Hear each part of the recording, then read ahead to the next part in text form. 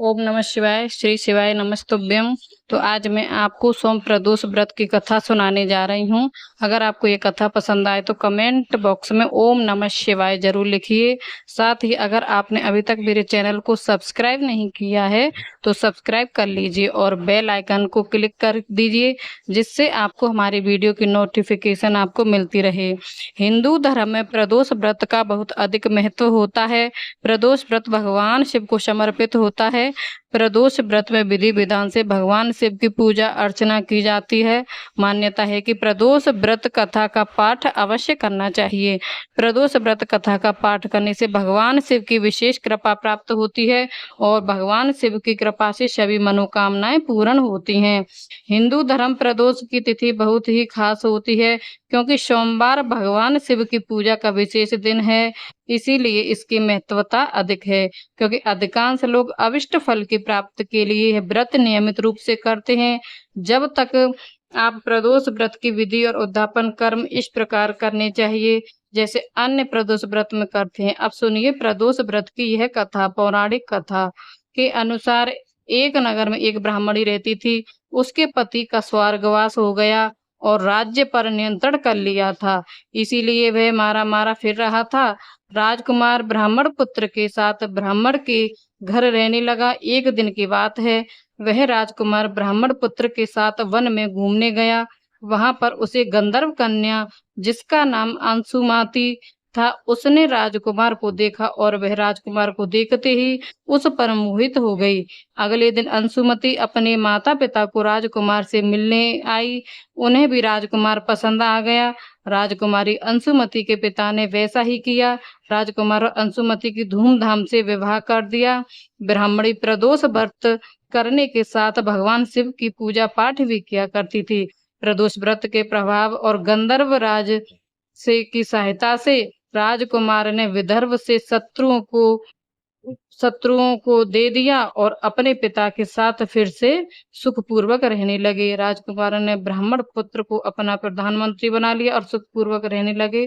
प्रदोष व्रत के प्रभाव से उनके दिन बदले। वैसे ही अपने सभी भक्तों पर अपनी कृपा सदा बनाए रखना। जय हो भगवान शिव की।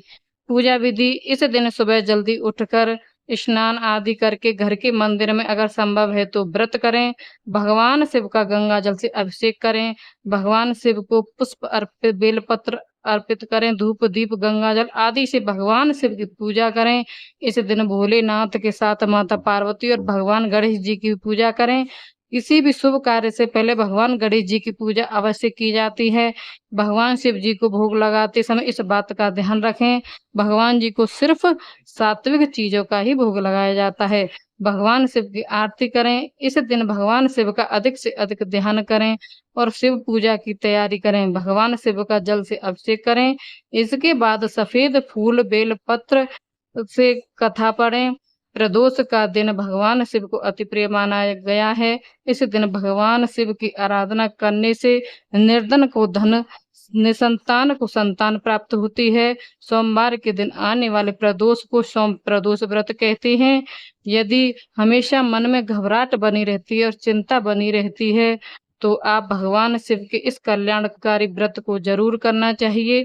इस व्रत को करने वाले लोगों को जीवन में हार का सामना नहीं करना पड़ता है। सोमवार के दिन आने वाले प्रदोष को सभी मनोकामनाएं पूर्ण करने वाला माना गया है। प्रदोष के दिन भगवान शिव के अभिषेक, रुद्र अभिषेक और श्रृंगार का विशेष महत्व है। इस दिन सच्चे मन से भगवान शिव की पूजा करने से मनोवांछित फल की प्राप्ति होती है।